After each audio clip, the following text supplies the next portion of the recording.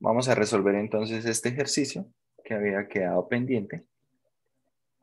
Y bueno, si nosotros analizamos la forma que tiene este límite, cuando nosotros hacemos que x vaya a 0, entonces tiene la forma 0 elevado a la 0, ¿verdad?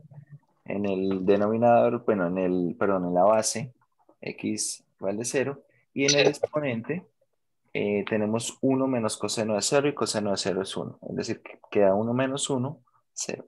Tiene forma indeterminada 0 elevado a la 0, ¿vale? Entonces, para esta forma indeterminada, ¿qué vamos a hacer? Vamos a suponer que este límite toma un valor L y vamos a determinar si este valor L existe o no, ¿ok? Toma este valor L. ¿Qué procedemos a hacer? A tomar logaritmo natural en ambos lados y a ingresar el logaritmo natural dentro del límite en la parte izquierda. Es decir, en concreto va a quedar límite cuando x tiende a 0 del logaritmo natural de x elevado a la de x elevado a la 1 menos coseno de x, así, y acá el logaritmo natural de L. Es decir, este límite que vamos a calcular es el logaritmo natural de L. Al final vamos a retomar ese hecho para saber cuánto vale L. Aplicamos acá propiedades de logaritmos. Para bajar este exponente, queda 1 menos el coseno de x por el logaritmo natural de x.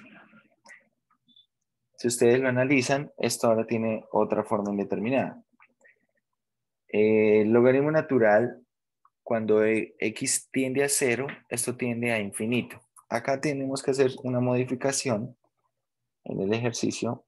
Se necesita aquí que esto vaya para 0 por derecha. Bien, para que podamos hablar de este logaritmo natural acá. Porque el logaritmo natural cuando está por la izquierda, ¿cierto? No está definido. Cuando está por la izquierda es 0. Entonces hay que tomarlo aquí por derecha. Y bueno, si uno lo toma aquí por derecha, acá también esto debe ir todo por derecha, ¿vale? Todo debe ir por derecha.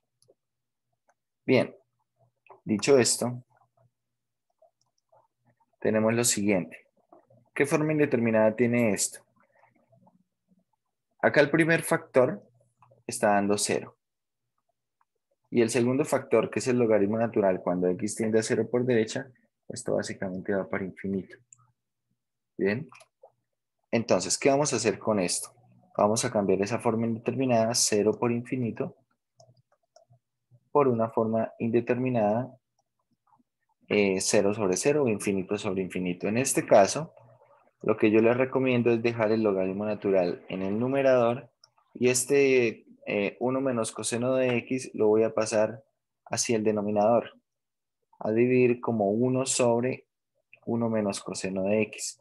Si ustedes hacen producto de medios y extremos en esta expresión, obtienen el límite que está escrito en amarillo. Exactamente ese mismo límite.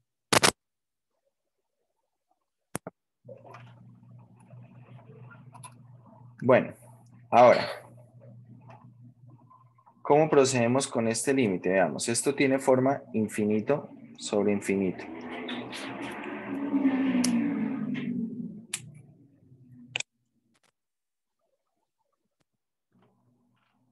Cumple con las condiciones del teorema de L'Hopital. Entonces vamos a aplicar aquí L'Hopital y queda el límite cuando x tiende a 0. ¿De quién? Derivada del numerador es 1 sobre x. Derivada del denominador. El denominador es un cociente. Entonces tenemos derivada de ese numerador 0 por el denominador menos el numerador sin derivar por la derivada del denominador. La derivada del denominador será seno de x.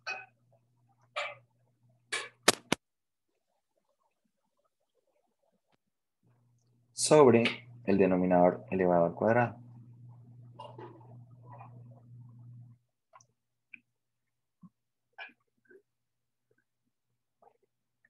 Ahora procedemos a hacer producto de medios y extremos. Tenemos producto de extremos. Esto es igual a ¿qué? El producto de extremos será 1 menos el coseno de x elevado al cuadrado. Y el producto de medios, esto va a ser menos x seno de x. Bien. Vale, voy a hacer aquí varias cosas. Voy a sacar este menos, voy a sacar del límite, que entonces menos el límite cuando x tiende a 0 por derecha. El numerador lo voy a separar, teniendo en cuenta que es un cuadrado, lo voy a separar así. Y el denominador lo voy a separar de la siguiente manera. Bueno, en dos denominadores de hecho. Acá vamos a dejar x, acá vamos a dejar seno de x, ¿vale? Entonces, si ustedes observan cuando yo separo esto en dos límites, me queda menos límite cuando x tiende a 0 por derecha de 1 menos el coseno de x sobre x. Este límite ya lo conocemos y este límite da 0. Pero para poderlo separar, si recuerdan los teoremas de límites, es necesario que el otro límite exista. Es decir, ambos límites deben existir. Si analizamos el segundo límite, tiene forma indeterminada 0 sobre 0. Evalúenlo y verán. Tiene forma indeterminada 0 sobre 0. Por lo tanto, este límite todavía no sabemos si existe.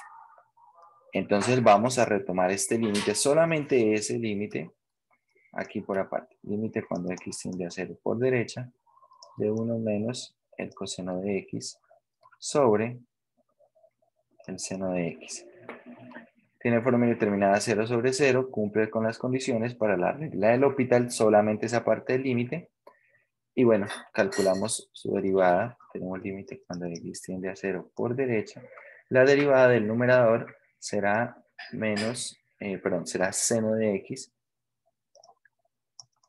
Y la derivada del denominador es coseno de x. Y cuando calculamos este límite existe. Este límite da 0. Seno de 0 es 0 y coseno de 0 es 1. Queda 0 sobre 1, lo cual es 0. Por lo tanto, este límite tenía forma indeterminada existe. De esta manera, ¿cómo queda el resultado de esta última línea en blanco? Queda menos el primer límite. ¿Cuánto vale? Este límite vale 0. Y este otro límite también nos dio como resultado 0. Es decir, todo ese límite vale 0. Bien, ahora, esto que calculamos, ese límite que calculamos, no es el resultado original del límite, ¿vale? No es el resultado del límite original. ¿Por qué? Porque el resultado original debe ser L, y lo que calculamos nosotros aquí fue este límite que viene siendo ¿quién?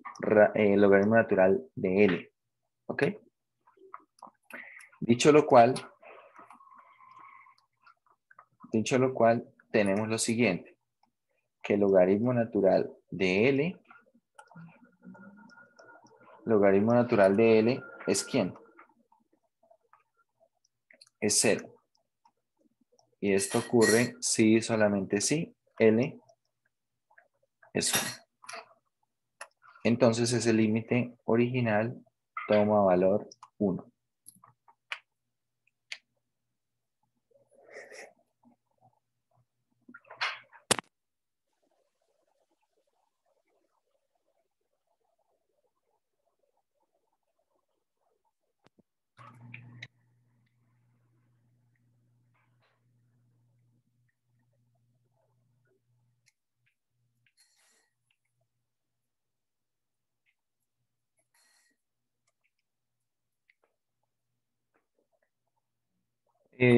Bueno, hay que despejar L de allí, ¿no? Del logaritmo natural de L igual a 0. Entonces se toma exponencial a ambos lados.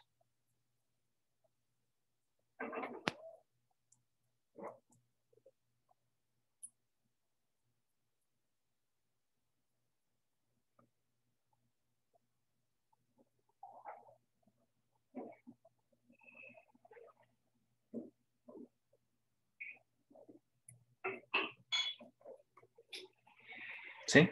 Se toma exponencial a ambos lados.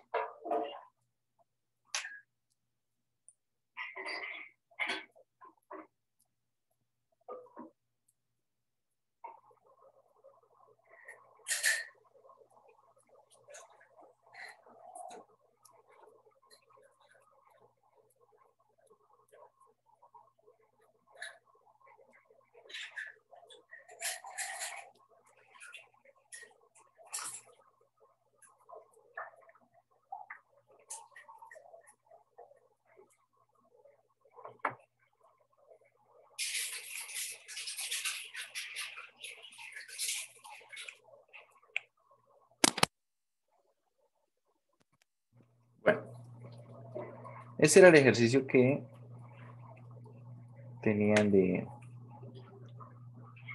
tarea.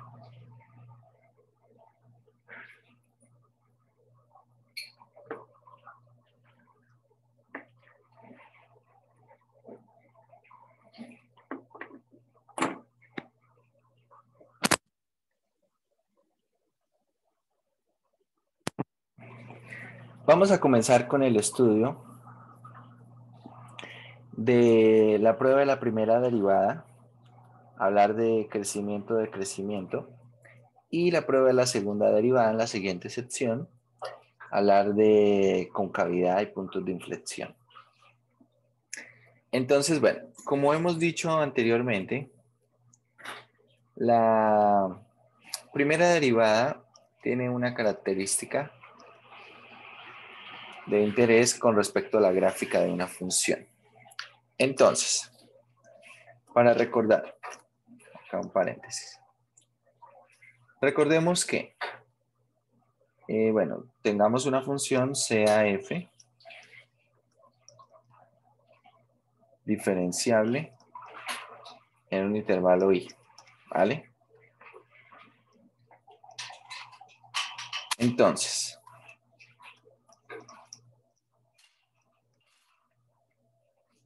primero, si f' de x es positivo para todo x en dicho intervalo, se tiene, o bueno, podemos poner acá un entonces, f es creciente, f es creciente en ese intervalo. Y si la primera derivada es negativa para todo x en ese intervalo, entonces f es decreciente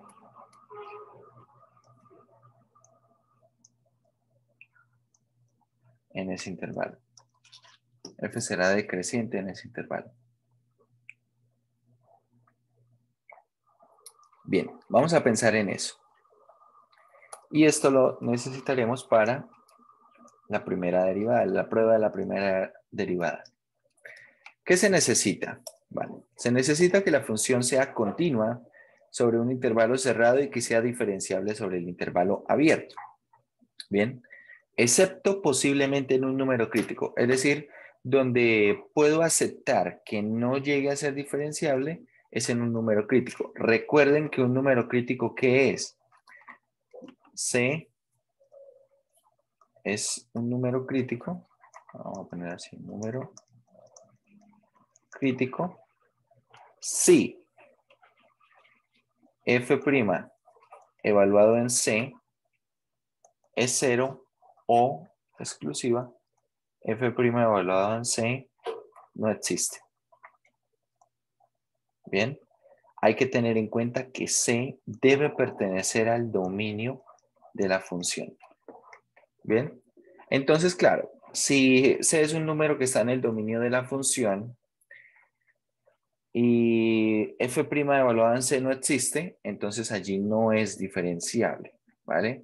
Pero es un número crítico. Por eso excluye el hecho de que pueda ocurrir esto, ¿bien? Es decir, establece que es posible que no sea diferenciable, pero en un número crítico, ¿vale?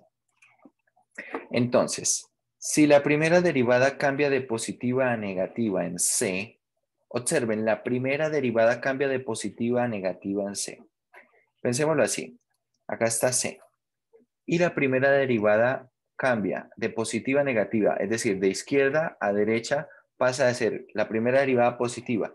Si es positiva la primera derivada, a izquierda de C quiere decir que allí como es la función, creciente, ¿cierto? Lo acabamos de decir. Si la primera derivada es positiva, la función es creciente en ese intervalo. Y si cambia de positiva a negativa, que cuando es negativa la primera derivada, la función como es decreciente, entonces ahora ahí es más o menos claro por qué f de c es un máximo relativo. Bien, acá, esta imagen, esa imagen es un máximo relativo. La primera derivada cambia de positiva a negativa. Ahora, si la primera derivada cambia de negativa, si es negativa a la izquierda de C, quiere decir que allí es como decreciente, ¿vale? Cambia de negativa a positiva, es decir, empieza a ser creciente a derecha de C. ¿Qué es lo que hay en C? En C hay un mínimo relativo, entonces f de C será un mínimo relativo. Si la primera derivada tiene el mismo signo algebraico a ambos lados de C, entonces f de C no es un extremo. No es un extremo relativo.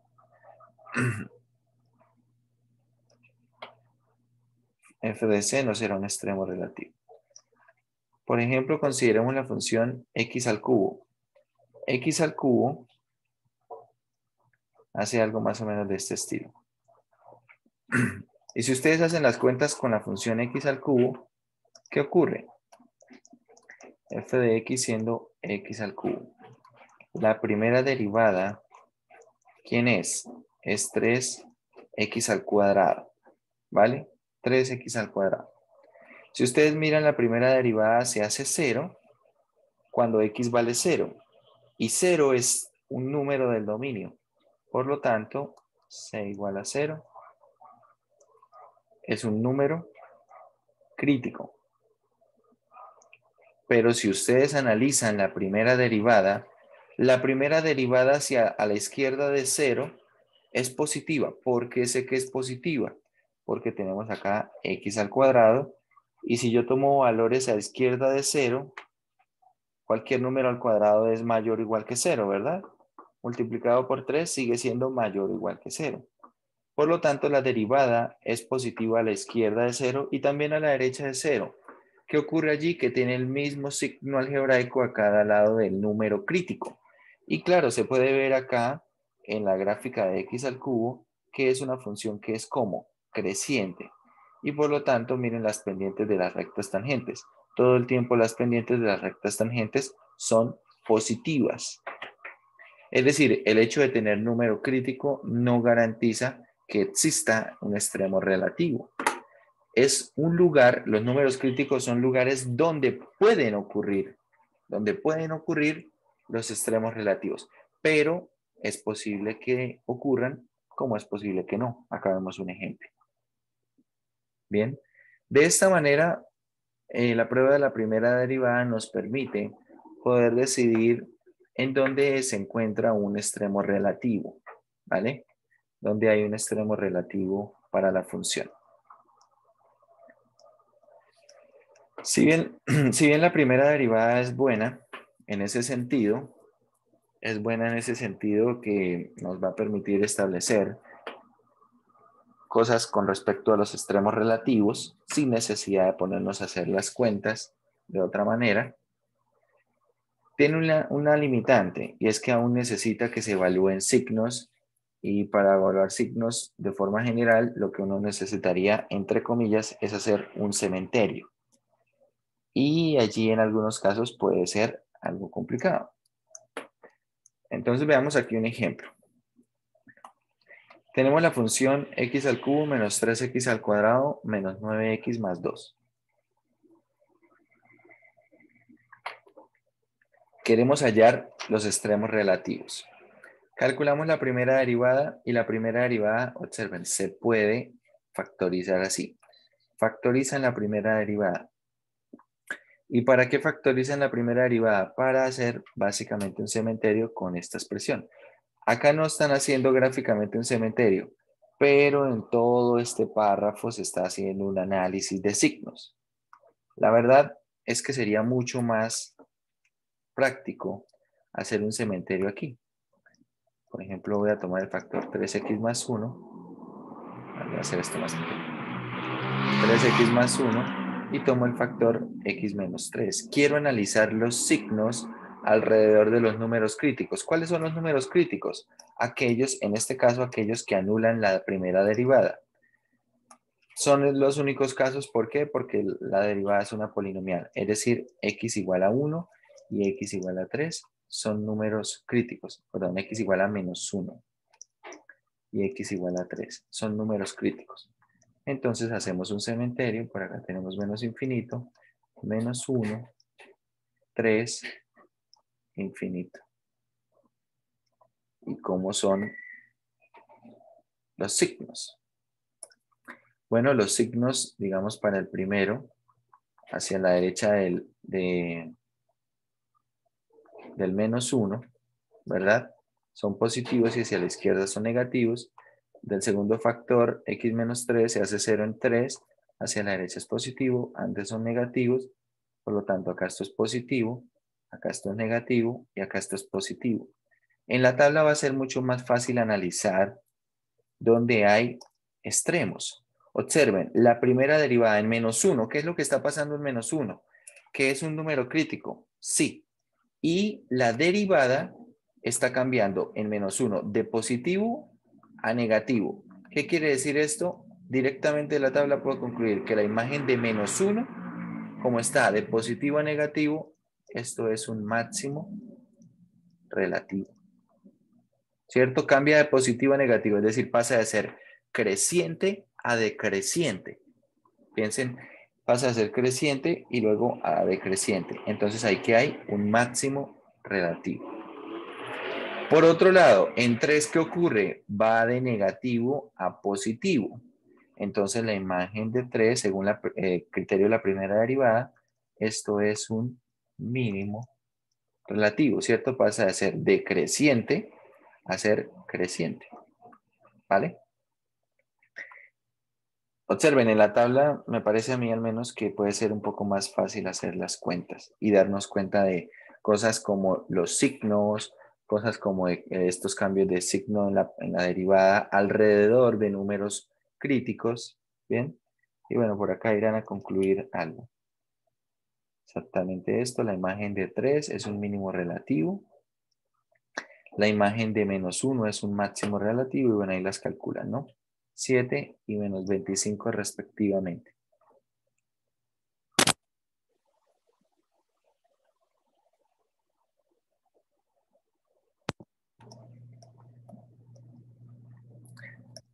Más o menos hacen un cementerio aquí.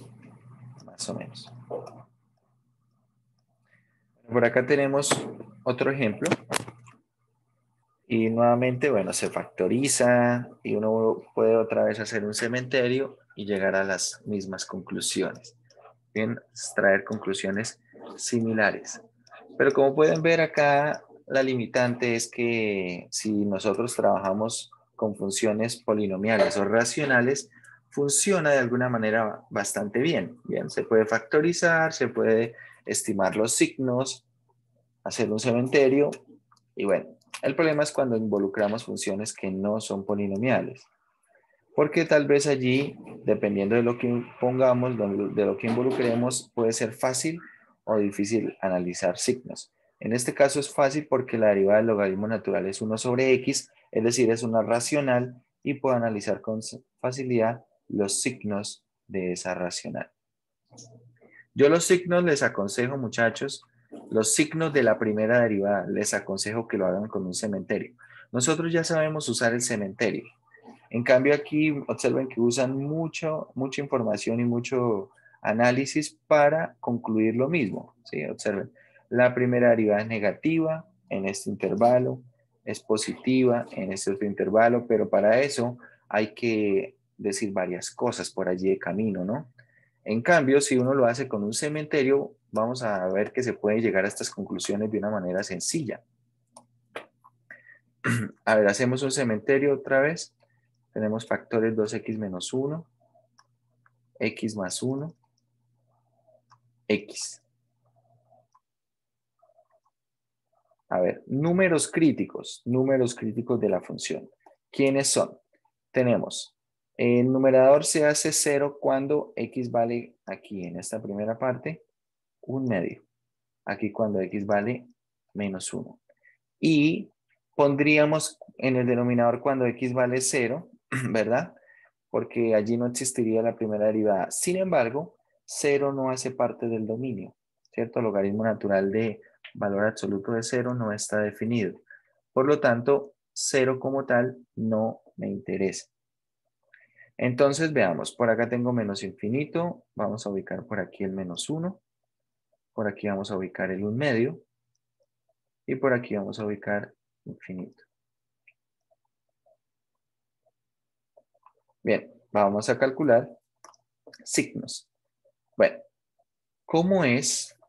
Acá, aunque, ojo, aunque no sea un número crítico, voy a tener que ubicar el 0. Voy a ponerlo acá con una línea punteada. ¿Por qué voy a tener que ubicar el 0? Porque resulta que el 0 cambia de signo, es decir, en el intervalo de menos 1 a 1 no mantiene un mismo signo, ¿cierto? Entre 0 y 1/2 es positivo y entre menos 1 y 0 es negativo. Por eso es necesario allí, no porque sea un número crítico, sino porque cambia de signo en ese mismo intervalo, dentro de ese intervalo. Por ejemplo, el primer factor, 2x menos 1, se hace 0 en 1/2. Hacia la derecha es positivo y hacia la izquierda todo el tiempo es negativo. X más 1 se hace 0 en menos 1. Hacia la izquierda es negativo y hacia la derecha es positivo. ¿Vale? Ahí hacia la derecha es positivo. Hacemos producto de signos. Esto es negativo. Acá esto es positivo. Esta parte de aquí es negativa. Y esta parte de aquí es positiva. Mucha atención con esto. Entonces, veamos. ¿Dónde hay extremos?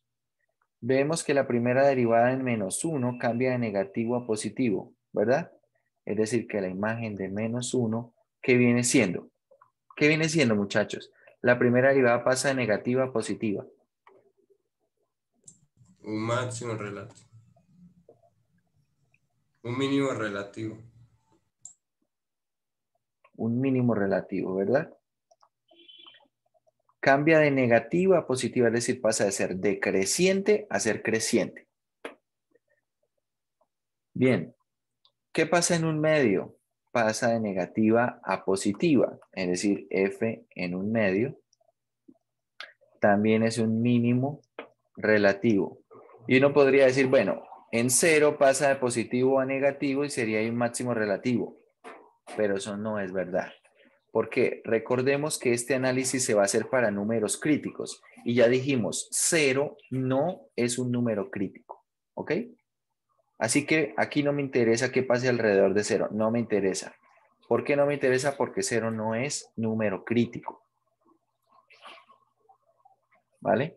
Y bueno, por acá estas conclusiones de alguna manera tienen que establecerse. Miremos, por ejemplo, bueno, acá se establece la primera derivada negativa en el intervalo de 0, de menos infinito a menos 1. Acá está. Es positiva desde menos 1 a 0. Acá también tenemos el signo. Por lo tanto, f de menos 1 es mínimo relativo. Bien. Ahora, vuelven y hacen lo mismo. Ahora, f' es negativa en el intervalo de 0 a 1/2 y positiva de 1/2 infinito. Por lo tanto, la imagen de 1/2 es otra vez un mínimo relativo. Bien. Vean que el análisis de estos signos, acá lo están diciendo, pero no están diciendo cómo calculan estos signos. Y estos signos deben calcularse con un cementerio. Es lo más sencillo. Ahí se pueden analizar todas estas cosas que están diciendo de una vez. Aquí el dibujo que hacen es esto. Acá es negativo, decreciente, acá es positivo, es creciente y así. Pero no dicen cómo se establecen estos signos, ¿verdad? Vean la gráfica de esta función. Acá sí es claro que esto no tiene máximo relativo, tiene dos mínimos relativos. ¿Bien?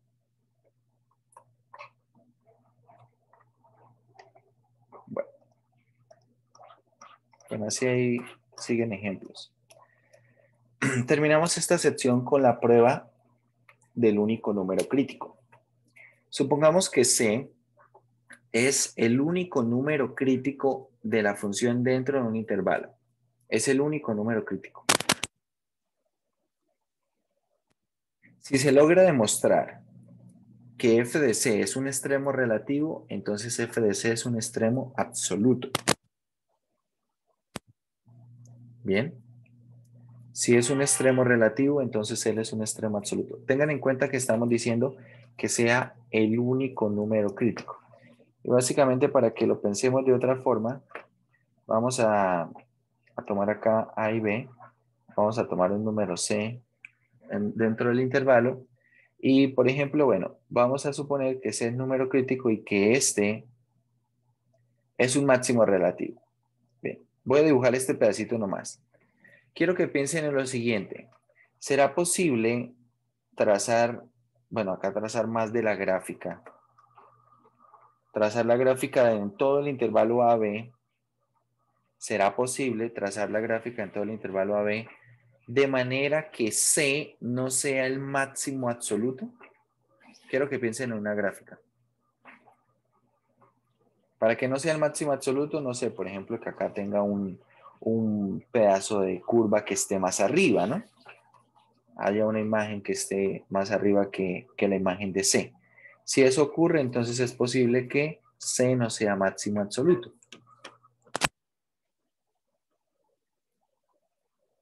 ¿Qué dicen ustedes, muchachos? Tengan en cuenta que necesitamos las siguientes condiciones, ¿no? Que C sea el único número crítico dentro del intervalo AB. Que la función, bueno, para que sea el único número crítico, ahí está implícito que la primera derivada existe en todo punto, excepto posiblemente en C. Si la derivada no existiera en alguno de esos puntos, sería tal vez número crítico también.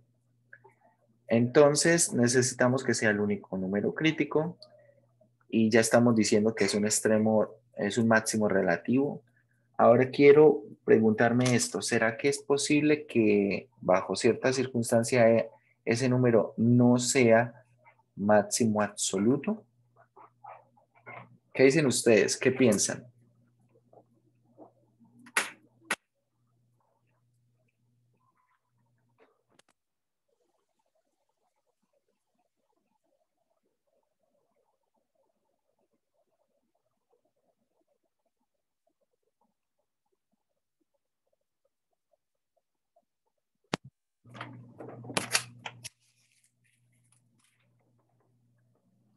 Bueno, el silencio que toman a veces no es bueno.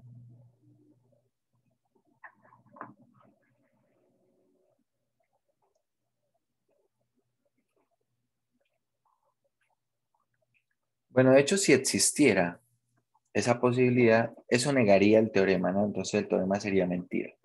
Pero si uno piensa en la gráfica, ¿por qué eso no se puede contradecir?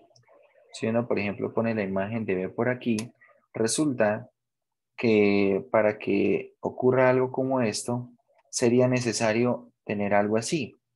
Y si hacemos una parte, digamos, de la gráfica así, ¿qué estaría pasando?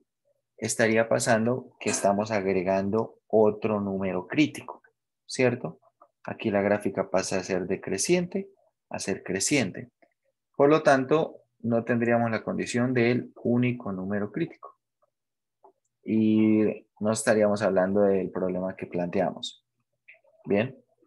Entonces, si intentamos hacer algo de este estilo, para que la función siga siendo diferenciable en el intervalo, necesitamos agregar números críticos.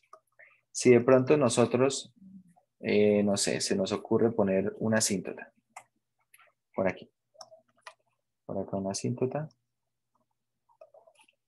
y entonces esto que disminuye así, y acá, digamos esto que venga de arriba, ¿no? Que venga así. Y uno dice, bueno, pues ahora no es la mayor imagen en el intervalo, ¿verdad? De hecho, no existe esa mayor imagen, pero al menos esta imagen es mayor que esta otra. Vale. ¿Qué ocurre allí? Lo que ocurre allí es que la función que no cumple,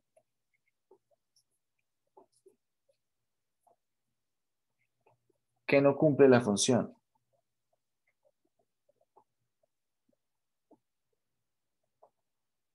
Que esté dentro del intervalo. No, la función, bueno, lo que no cumple es precisamente que C sea el único número crítico, ¿vale? El único número crítico dentro del intervalo.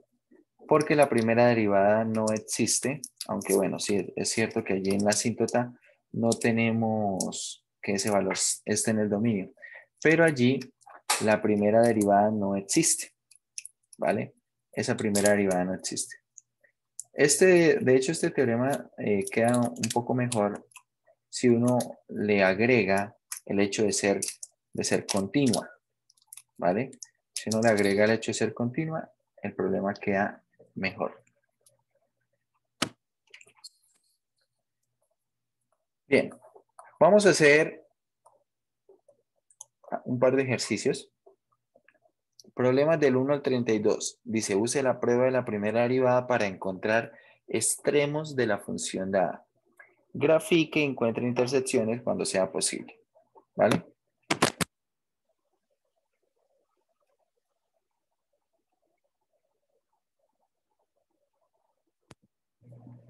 Quiero que hagan el problema 14. El problema 14.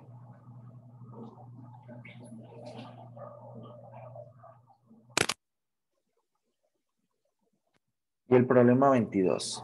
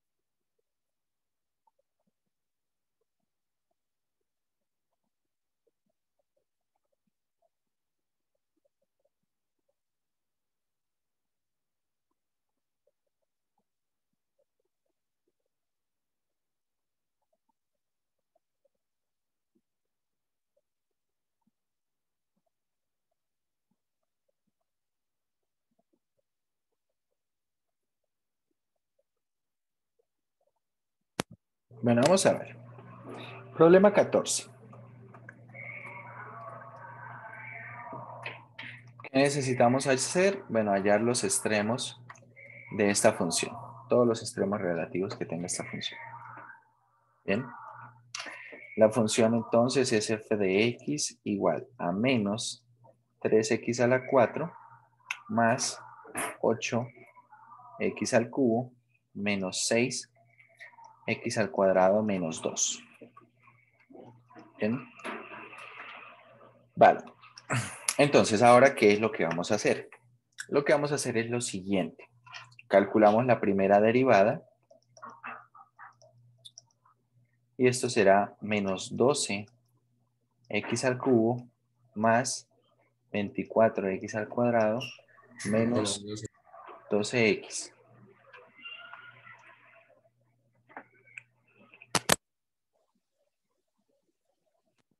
Bien. ¿Qué necesitamos hacer? Hallar números críticos y de paso ver si en esos números críticos ocurren máximos o mínimos relativos. ¿Ok? Dicho esto, entonces vamos a ver. Voy a sacar aquí un factor común x, puedo sacar un factor común. De hecho, voy a sacar un factor común 12x. Del primer término quedaría entonces simplemente menos x al cuadrado, del segundo quedaría más 2x y del tercero quedaría menos 1, ¿verdad? Vamos a mirar allí en la calculadora cuáles son las raíces de ese polinomio.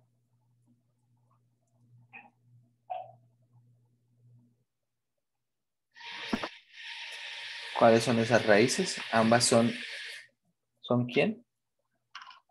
Ambas son 1. De hecho, bueno, aquí va a quedar de esta manera. Queda 12x y aquí va a quedar menos x menos 1 al cuadrado. Es decir, ¿esto cómo va a quedar? Va a quedar menos 12x por x menos 1 al cuadrado. De aquí podemos extraer los números críticos. ¿Cuáles son los números críticos? Los números críticos serán x igual a 0 y x igual a 1. ¿Vale? Y con esto podemos hacer un cementerio. Vamos a hacer un cementerio. Vamos a poner por aquí menos 12x. Por acá vamos a poner x menos 1 al cuadrado.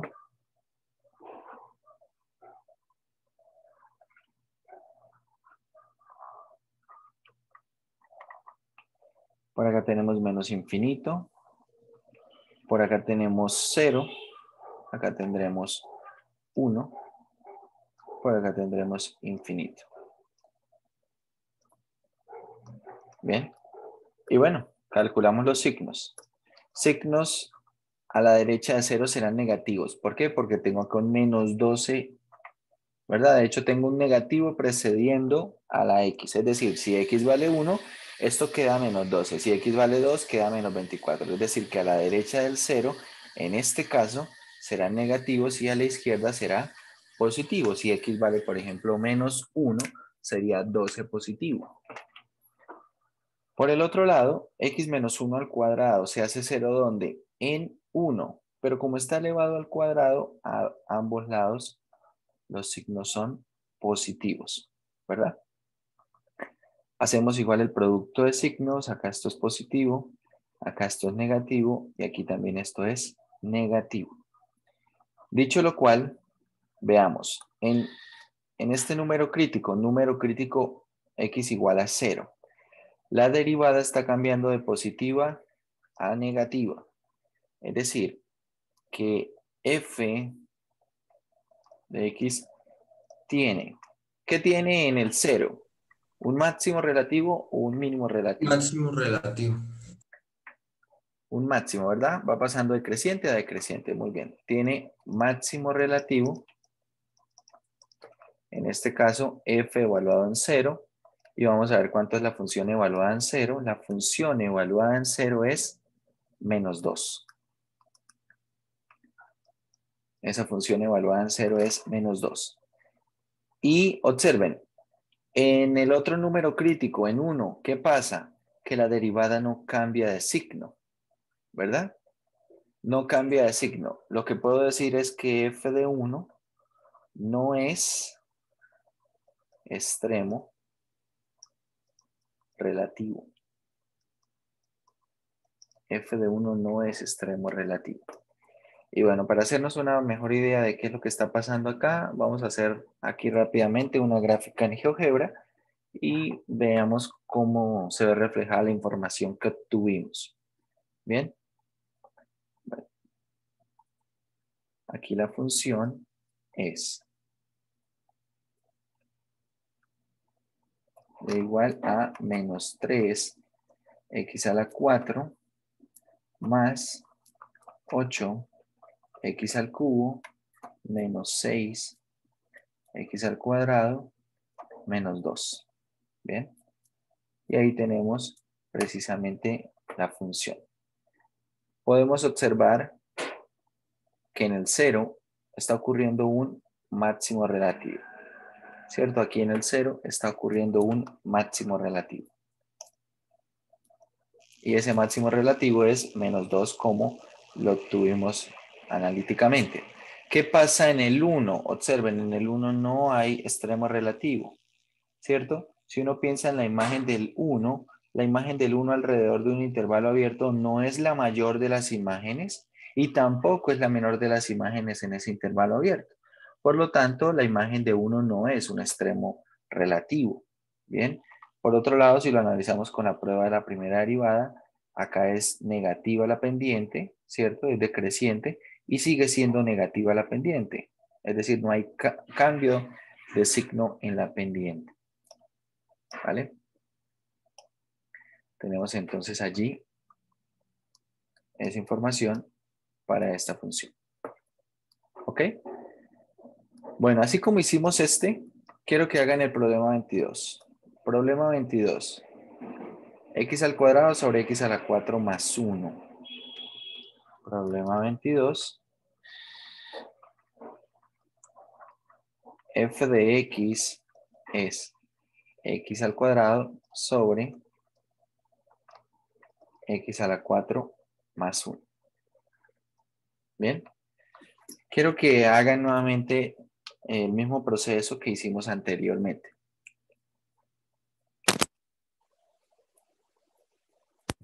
Es decir, van a calcular la primera derivada, van a hallar números críticos y luego analizar los signos algebraicos de la primera derivada alrededor de los números críticos.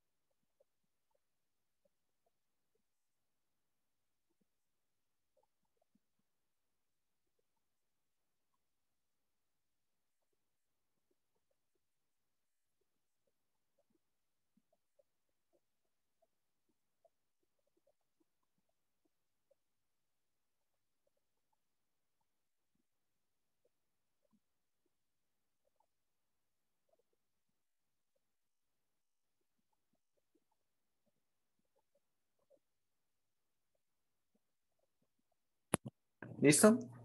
Vamos a revisar.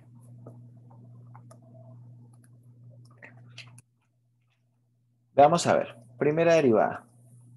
¿Cómo queda esa primera derivada? Tenemos derivada del numerador 2x por el denominador sin derivar. Menos el numerador por la derivada del denominador, que es 4x al cubo. Todo esto dividido sobre el denominador elevado al cuadrado, ¿verdad?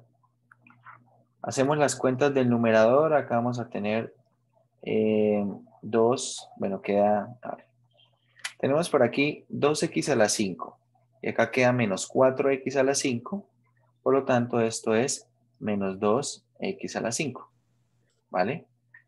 Más Más 2x. 2x sobre x a la 4 más 1 al cuadrado.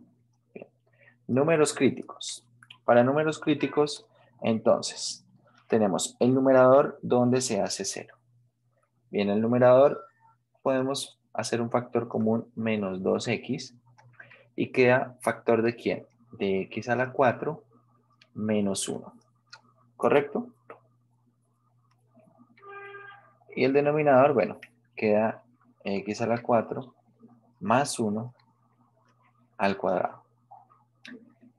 Entonces, números críticos. ¿Cuándo ocurren números críticos? Cuando el numerador sea 0, 0, es decir, en x igual a 0, 0, y cuando x a la 4 menos 1 sea 0. ¿Bien? Y x a la 4 menos 1 es 0 si x es igual a 1. Bien, tenemos la raíz cuarta de 1. Eso en los reales es solamente 1. Si habláramos de números complejos, tiene otras soluciones. Pero acá estamos hablando solamente de números reales. Entonces, bueno, tenemos x igual a 0 y x igual a 1. Y si ustedes observan, no hay ningún número real que haga que el denominador sea 0. Por lo tanto, x igual a 0 y x igual a 1 son los únicos números críticos. Entonces, ahora procedemos a hacer un cementerio. Veamos cómo queda.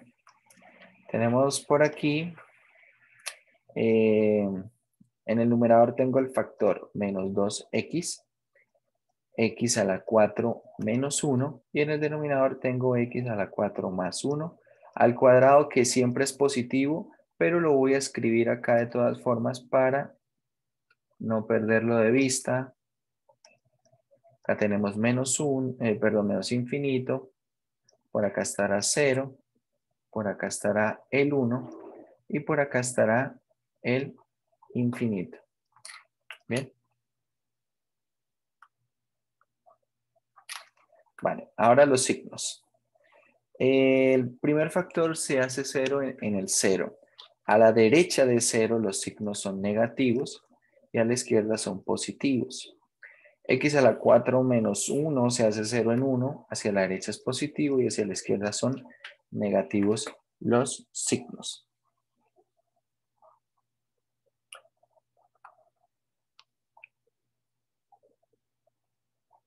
Mentiras, acá hay otro valor. Ahora que lo pienso, hay otro valor. el otro valor era menos 1, bueno, a mí me dices. Sí, señor. Acá tenemos otro valor. Esto, claro, no lo había visto bien. Esto se puede factorizar de la siguiente manera. Esto es una diferencia de cuadrado. Se puede escribir como x cuadrado menos 1 por x al cuadrado más 1 igual a 0.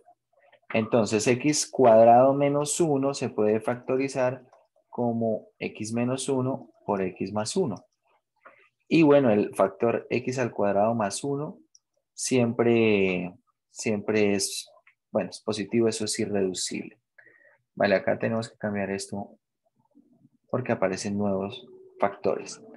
Voy a escribirlo mejor de esta manera. El numerador, entonces lo voy a escribir como este producto.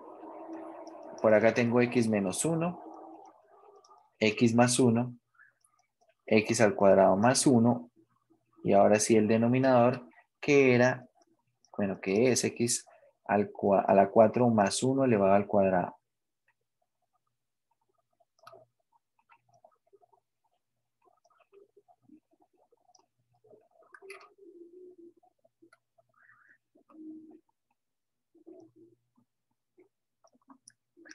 Bueno, en este ejercicio, con más razón, se le va a ver potencial al cementerio.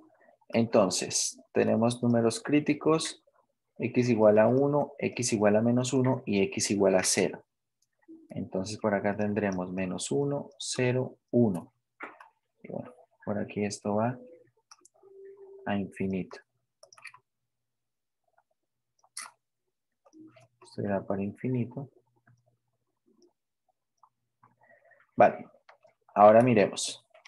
Entonces, ahora sí, alrededor del 0, ¿qué pasa? Hacia acá son negativos y hacia acá son positivos porque tiene un coeficiente negativo ese factor x.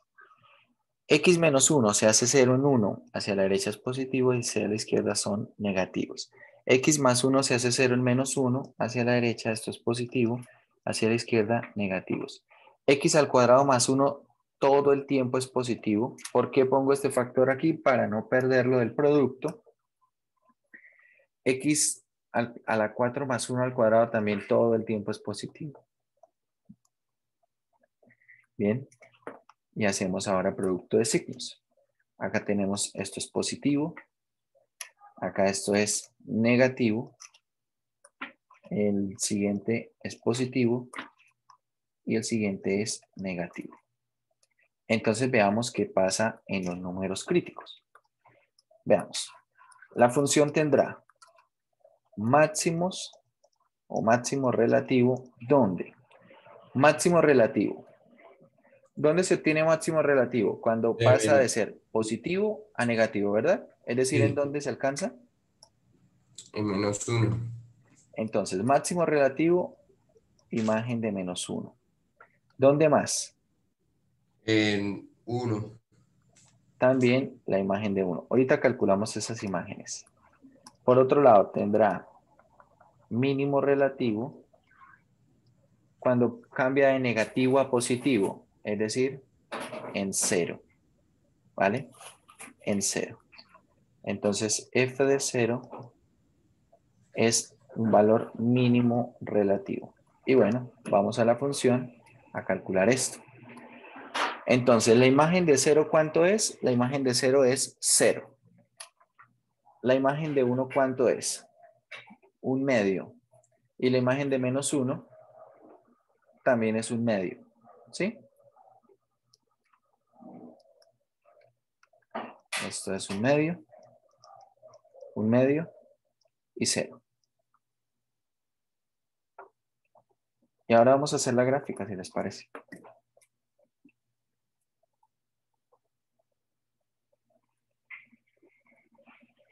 Veamos.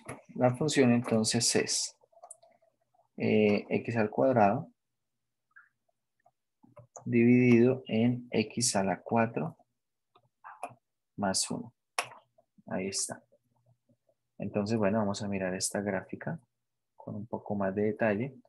Y podemos ver que esta gráfica precisamente presenta.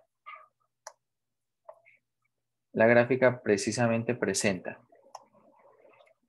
valor máximo relativo acá en menos 1 y en 1, ¿cierto? Estas imágenes son las más grandes dentro de un intervalo. Ahí están. Y tiene valor mínimo relativo en 0. Esta imagen es la menor dentro de algún intervalo. Ahí tenemos esa gráfica. Bien. Bueno, de eso se trata el criterio de la primera derivada. De esto se trata. Es aplicable sobre todo en funciones que son polinomiales o racionales. Cuando tenemos otro tipo de funciones, realmente puede llegar a ser complicado. Vamos a hablar de criterio de la segunda derivada y hablar de lo que es puntos de inflexión y lo que será concavidad. Entonces, Tenemos lo siguiente. Una función, vamos a definir primero lo que es ser cóncavo. Una función se dice que será cóncava hacia arriba si cumple lo siguiente. Primero necesitamos que la función sea diferenciable sobre un intervalo abierto a b. Resulta que si la primera derivada, ojo, la primera derivada es creciente, entonces la gráfica de f se dice que es cóncava hacia arriba, ¿vale? Si la primera derivada es creciente. Si la primera derivada es creciente, entonces la función es cóncava hacia arriba. Si la primera derivada es decreciente, la función se dice que es cóncava hacia abajo. Pero ya hablamos del hecho de que una función fuese creciente, ¿cierto? Tenemos lo siguiente, f es creciente. Una función es creciente si, solamente si, su derivada es positiva. Bueno, todo esto en un intervalo, ¿no? Entonces, ahora, ¿qué pasa si yo quiero saber cuándo es creciente la primera derivada? Es decir, f', ¿dónde es creciente? Esta función f' es creciente cuando su derivada sea positiva. ¿Cuál es la derivada de f'? f2'. Es decir, la primera derivada es creciente cuando la segunda derivada sea positiva. ¿Vale? De esta manera se puede mejorar la definición de concavidad. ¿Mejorar en qué sentido? Bueno, realmente es un criterio que se establece, la prueba de concavidad. Es un criterio que se establece y se establece para que sea más fácil en términos de las cuentas hablar de concavidad.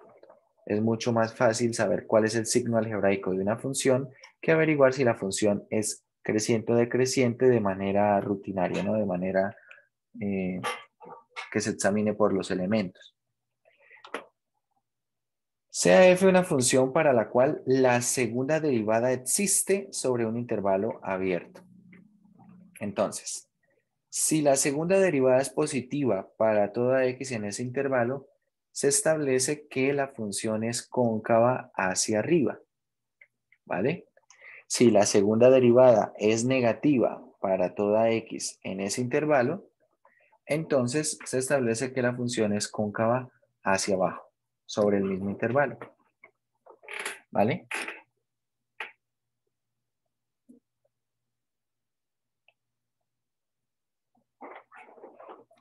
Por ejemplo,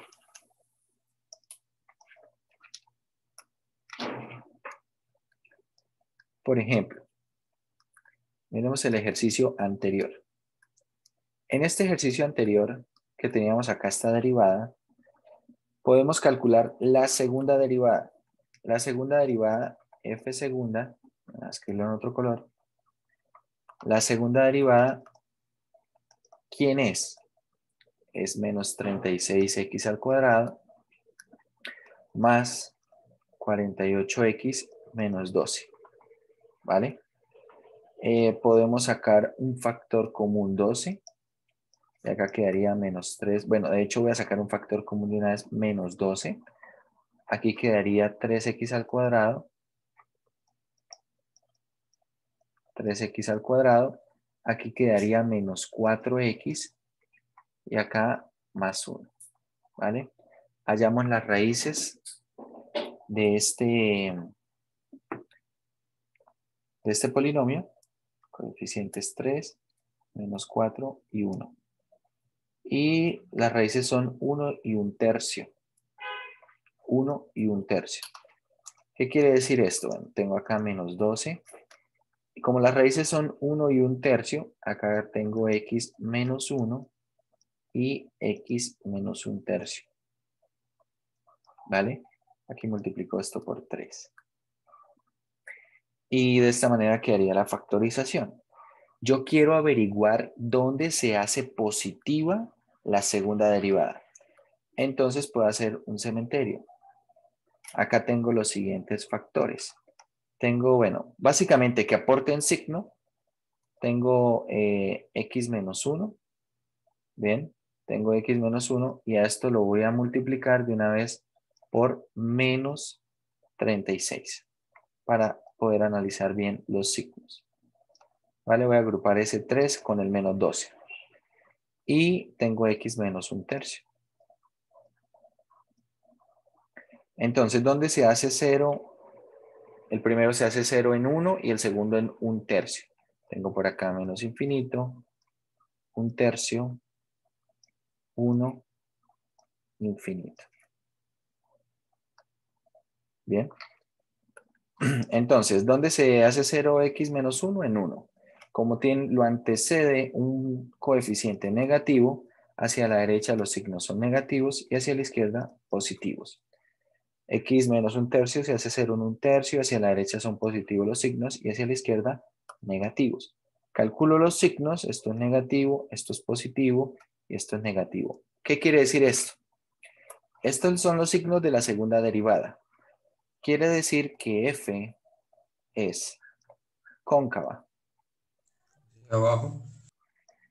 hacia, entonces 2 puntos.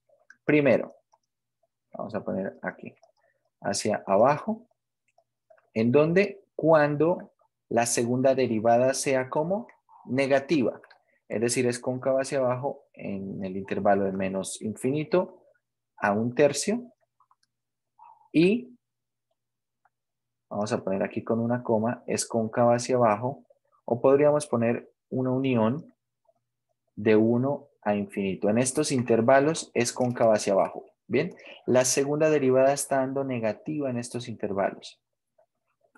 Bien, segundo, es cóncava hacia arriba. ¿En qué intervalo? En el intervalo de 1/3 hasta 1. Ahí es cóncava hacia arriba. ¿Vale? Vamos a mirar esto en la gráfica. Todavía tenemos esto aquí. Entonces veamos. ¿Dónde es cóncava según como vemos nosotros la gráfica? ¿Dónde es cóncava hacia abajo? Cóncava hacia abajo es en todo este tramo de gráfica. Bien, todo este tramo de gráfica es cóncava hacia abajo. Tal vez hasta por aquí. Tal vez hasta por aquí. Ahorita vamos a ver con detalle eso. Si ustedes ven en este tramo, es cóncava hacia arriba. Tal vez hasta por acá. Y luego vuelve a ser cóncava hacia abajo. Bien. Tal vez podemos ver que es nuevamente cóncava hacia abajo. No sé si ustedes recuerdan cuando hablamos en alguna ocasión de la curvatura y que hablamos del problema de la recta tangente. Y yo les decía que para resolver el problema de la recta tangente, lo que uno hacía era que, si yo quiero resolver el problema de la recta tangente a esta curva en un punto, ¿cómo se define esa recta tangente? Lo que uno realmente hace es construir una circunferencia, ¿cierto? Una circunferencia que se aproxime a la curva. Bueno, ustedes no creen que eso es una circunferencia, de manera que uno traza un radio que pasa allí por ese punto y la recta tangente es perpendicular a ese radio y pasa por ese extremo, ¿no? Por ese punto de tangencia. Entonces, cuando uno habla de esto, la circunferencia está determinando la curvatura. Dicho de esta manera, uno cómo puede ver en una gráfica, dónde se está teniendo la curvatura.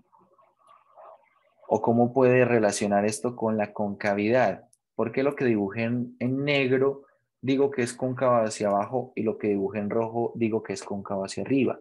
Básicamente piensen ustedes que quieren hallar la pendiente de la recta tangente. A ver, en este punto azul que lo estoy haciendo aquí bien grande. Entonces, para este punto tendría que hacer la circunferencia por acá, ¿verdad? Observen que en este tramo la circunferencia está quedando por debajo de la curva, ¿ok? Acá en este otro tramo también, miren, donde yo trace acá las circunferencias quedan por debajo de la curva negra. Precisamente donde la gráfica es cóncava hacia abajo. Pero si yo quiero hacer lo mismo en el tramo rojo, aquí la curvatura queda por encima. Si ven, la circunferencia va a quedar por encima, ¿vale? Va a quedar por encima. No es capricho, o sea, si yo tengo una curva que es de este estilo, yo no lo voy a aproximar acá con una circunferencia por fuera. ¿Por qué? Porque es que no se aproxima. Miren, es malísima la aproximación.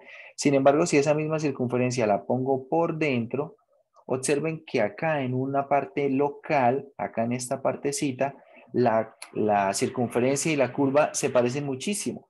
Si hiciera la misma circunferencia, pero hacia afuera, no se parecen sino solamente en un punto, ¿verdad? Ahí en un solo punto. Por eso no se traza así la circunferencia para la curvatura. Entonces, de esta manera, en la gráfica puedo saber dónde es cóncava hacia arriba, dónde es cóncava hacia abajo. En algunos textos dicen que es cóncava hacia arriba si la curva o la curvatura apunta hacia arriba o mira hacia arriba, como ocurre aquí. Es cóncava hacia abajo si la curvatura o la curva apunta hacia abajo, como acá. Gráficamente así puedo ver dónde es cóncava hacia arriba y dónde es cóncava hacia abajo. Analíticamente ya lo hallamos, ¿no? Entonces, a ver, voy a poner acá estas rectas x igual a un tercio, x igual a un tercio y x igual a 1. Y ahí está. En este tramo, entre un tercio y 1, analíticamente nos dio que la gráfica es cóncava hacia arriba. Y en los otros tramos, la gráfica es como cóncava hacia abajo. Aquí podemos ver esa característica en esta curva. Bien.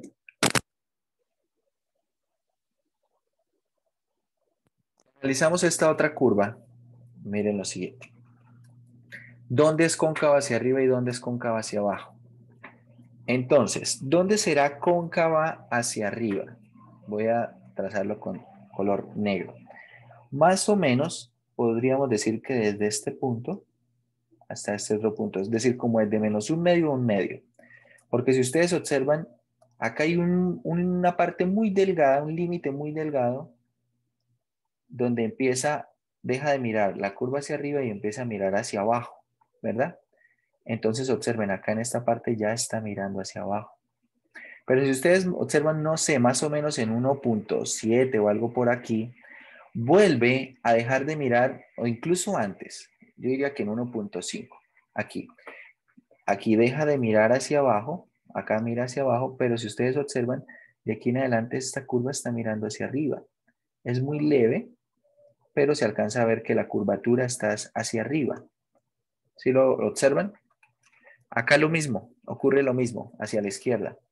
Tal vez acá entre menos 1.5 y 0.5 es cóncava hacia abajo, pero de menos infinito hasta menos 1.5 es cóncava hacia arriba. Más o menos, ¿vale? Más o menos. Ya queda en nuestras manos hallar analíticamente dónde hay cambio de concavidad, es decir, esos intervalos de concavidad a través del análisis de signos de la segunda derivada. ¿Ok? Pero gráficamente así es como se puede analizar la concavidad. Claro que gráficamente es un proceso bastante ambiguo y nada recomendable. Lo que debe hacer uno realmente, ¿qué es? Hacerlo analíticamente para poder tener exactitud. Bien. Bueno, acá tenemos ejemplos de gráficas que tienen parte de la curva que es cóncava hacia abajo, parte de la curva que es cóncava hacia arriba, ¿vale? Entonces, allí hay que saber distinguir qué es cóncava hacia abajo y qué es cóncava hacia arriba.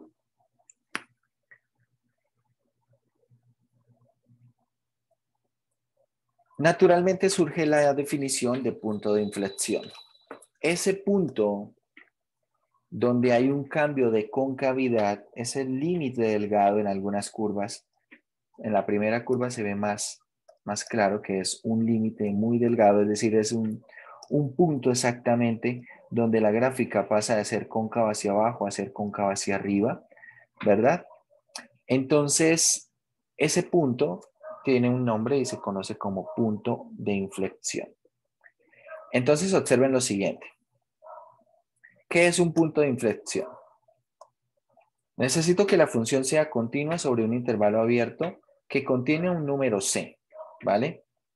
Entonces el punto CF de C es un punto de inflexión de la gráfica si en CF de C existe la recta tangente Ojo, existe la recta tangente y la gráfica cambia de concavidad en ese punto. ¿Vale? Si cambia de concavidad en ese punto y existe la recta tangente, entonces allí hay un punto de inflexión. ¿Vale? Hay que tener en cuenta que necesita las dos condiciones, que exista la recta tangente y que cambie de concavidad. Bien. Entonces, ¿dónde hallar puntos de inflexión? La pregunta es, así como ¿dónde hallar números críticos? ¿Dónde se hallan puntos de inflexión? Entonces, en este teorema nos dice cómo encontrar candidatos a puntos de inflexión. ¿Por qué? Porque dice lo siguiente, si CF de C es un punto de inflexión de la gráfica, entonces la segunda derivada es cero o la segunda derivada no existe. Mucha atención, la segunda derivada es cero o la segunda derivada no existe. ¿Qué quiere decir esto? ¿Cómo hallar? Entonces, ¿cómo hallar puntos de inflexión? Vamos a escribir nosotros por acá.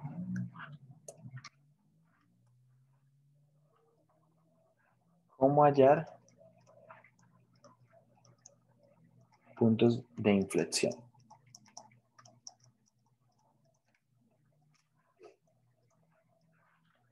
Respuesta. Calcular la segunda derivada. Los valores C, estos valores deben pertenecer al dominio de la función. Tales que F2',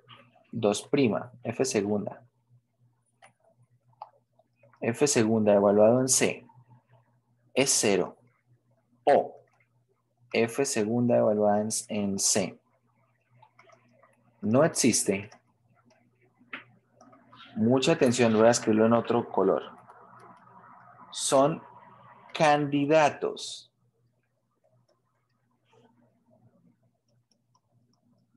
Escríbanlo ahí en mayúscula. A puntos de inflexión. Ojo, son candidatos a puntos de inflexión. No son directamente puntos de inflexión. ¿Vale? Los que son candidatos, ¿cuáles son los candidatos? Voy a escribir acá debajo la palabra candidatos. Los candidatos, tengan en cuenta muchachos que acá estamos hablando de puntos. Entonces vuelve otra vez lo que hablábamos en el primer examen. Puntos. Si yo, por ejemplo, en el primer examen les pedía puntos de corte, ¿cierto? No sé, digamos, punto de corte con el eje X. Y usted me decía, X es igual a 2. Mal, incorrecto. Esto no es un punto. Eso no es un punto de corte. Si esto está relacionado con un punto de corte en el eje X, entonces el punto de corte es 0,2. Esto sí es un punto. X igual a 2 es una coordenada, es un número. A lo sumo será una ecuación, pero no es un punto. Igual acá, los candidatos a puntos de inflexión, ¿quiénes son? No son los valores C. Los valores C, bueno, son candidatos a formar puntos de inflexión. ¿Cuáles son esos puntos candidatos? Los que tienen la forma CF de C. Por eso hago aquí la aclaración de una vez. Los candidatos, ¿quiénes son? Son los puntos de la forma CF de C. ¿Qué se necesita? Que la segunda derivada sea cero o la segunda derivada no exista. Pero incluso si la segunda derivada es cero, eso no garantiza que ahí hay un punto de inflexión. Por ejemplo,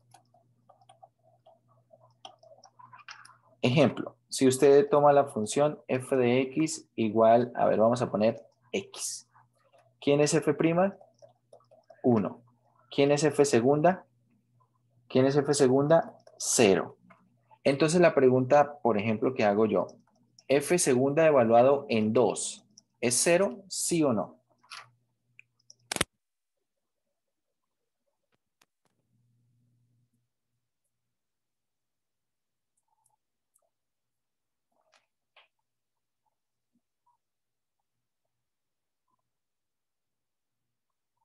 ¿Sí o no?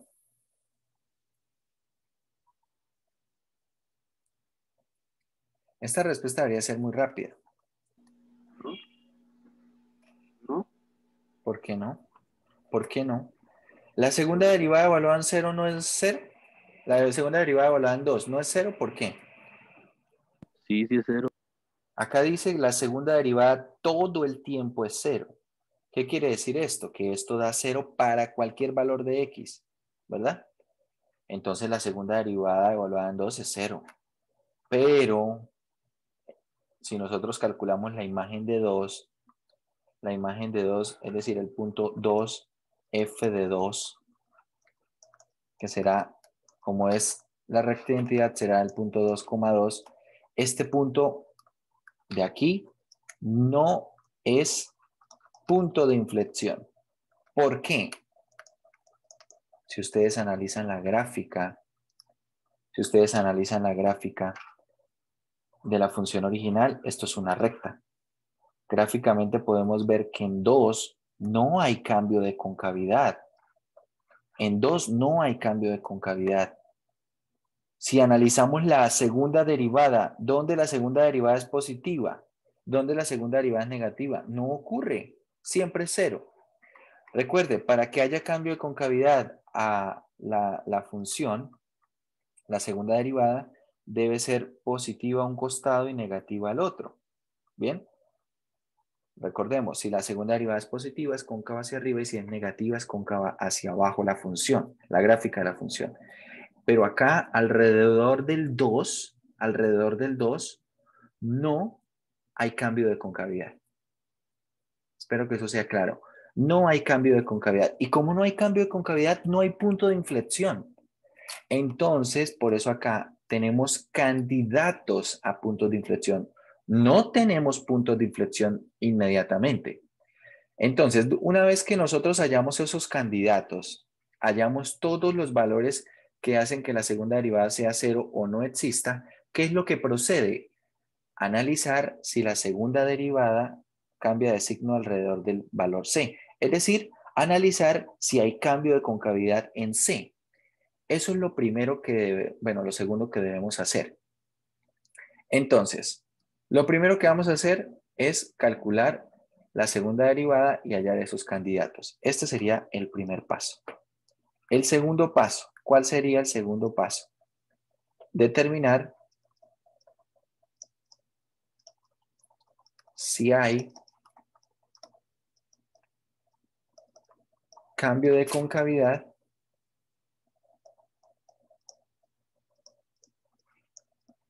en C, en el valor C que encontremos, si es que lo hay, ¿no? Determinar si hay cambio de concavidad. Si pasa esta prueba, entonces tercero nos vamos a preguntar si existe, entonces determinar si existe la recta tangente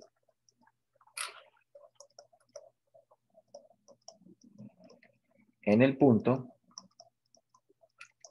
CF de C. Esto básicamente es como tener unos filtros. Entonces, ¿cuál es el primer filtro? Calculamos la segunda derivada y analizamos o encontramos todos los valores en los cuales la segunda derivada es 0 o no existe.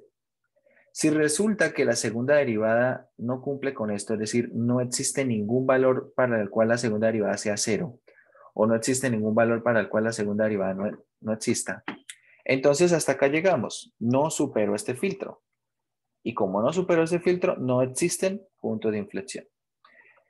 Ahora, si sí supera este filtro y sí existen valores que hagan que la derivada se haga 0, la segunda derivada se haga 0, o la segunda derivada no exista, ¿qué procede? El segundo filtro.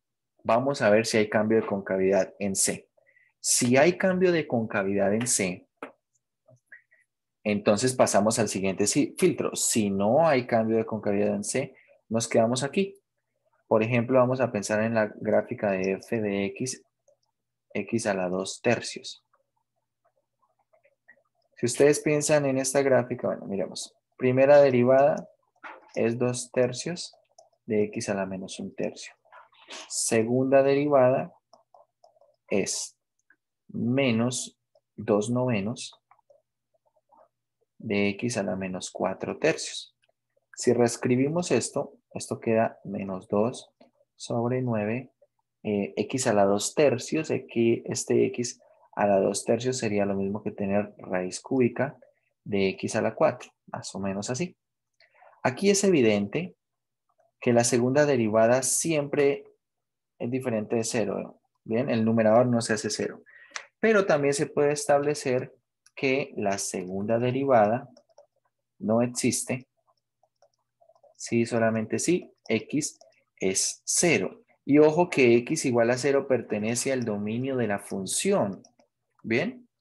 Pertenece al dominio de la función. De hecho, la imagen de 0 en la función es 0. Vale. Entonces, acá, como la imagen es 0, nuestro candidato a punto de inflexión es esto. Aquí estamos en el primer filtro.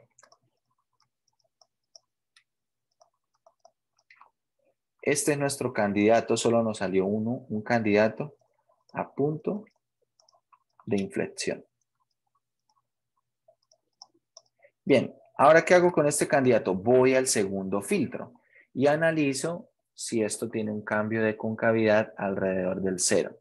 Se pueden analizar los signos de esta expresión y como pueden ver, el numerador acá es positivo. Estoy analizando la segunda derivada. Ahora, el denominador, ¿cómo es? Tengo x a la 4 que es positivo siempre y en raíz cúbica será positivo, multiplicado por 9 será positivo. Es decir, todo esto es positivo, pero ahora multiplicado todo por este negativo, la segunda derivada puedo asegurar que es negativa siempre. Como la segunda derivada siempre es negativa en los intervalos en los cuales está definida, lo que puedo afirmar es que la función, la gráfica de f, todo el tiempo es cóncava hacia abajo. ¿Qué quiere decir? Que no pasó el segundo filtro. No hay cambio de concavidad. En 0 no hay cambio de concavidad. Entonces, como no hay cambio de concavidad,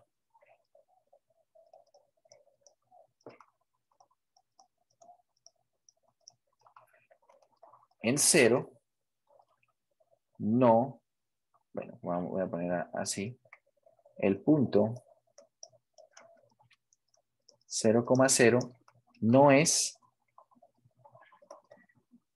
punto de inflexión. Entonces, por eso les digo, esto es como ir superando filtros. No, bueno, en este ejemplo pasó el primer filtro, pero el segundo no lo pasó. No hay cambio de concavidad. Si ustedes piensan en la gráfica de x a la 2 tercios, bueno, voy a pintarla aquí más o menos a mano. La gráfica de x a la 2 tercios es algo más o menos de este estilo. Bien, es más o menos algo de este estilo. Como pueden ver, es una gráfica que es cóncava hacia abajo, a izquierda y derecha del 0. ¿Cierto? Miren, la curvatura está hacia abajo. La gráfica está mirando hacia abajo. Entonces, acá tenemos la gráfica es cóncava hacia abajo todo el tiempo.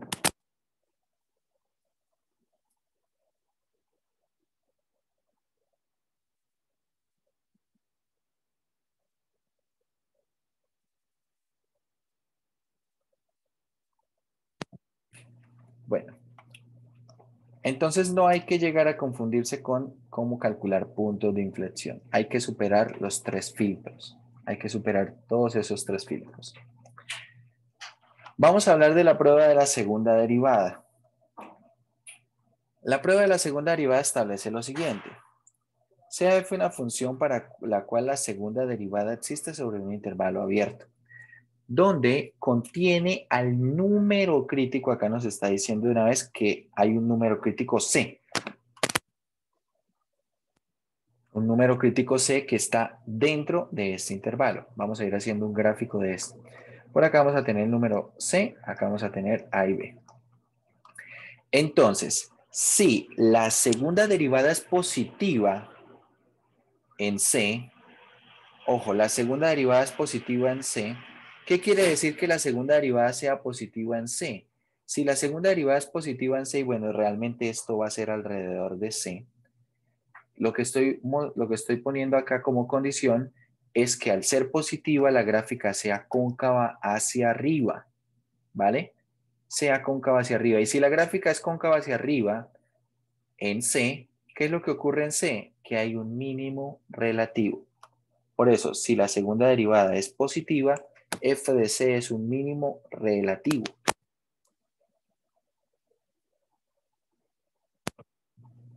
Ahora, si en C lo que ocurre es que la segunda derivada es negativa, es decir, acá tengo concavidad hacia abajo, alrededor de C, ¿qué es lo que ocurre en C? Que hay un máximo relativo. Bien, hay un máximo relativo. Pero si la segunda derivada es cero, se dice que la prueba falla y f de C, bueno, f de C no puede ser un extremo relativo. Perdón, f de C puede o no ser un extremo relativo. Y en este caso hay que recurrir a la prueba de la primera derivada. En este caso, si f segunda evaluada en C es 0, no se afirma nada, ¿vale? No se puede decir ni que sea un extremo relativo, pero tampoco se puede decir que no lo es. Un ejemplo de esto, la gráfica de x a la 2 tercios, ¿verdad? X a la 2 tercios, bueno, mentiras, esta no me sirve porque la segunda derivada ahí no existe. Pero podemos encontrar un ejemplo en el cual allí no ocurra ningún extremo. A ver, voy a pensar en un ejemplo.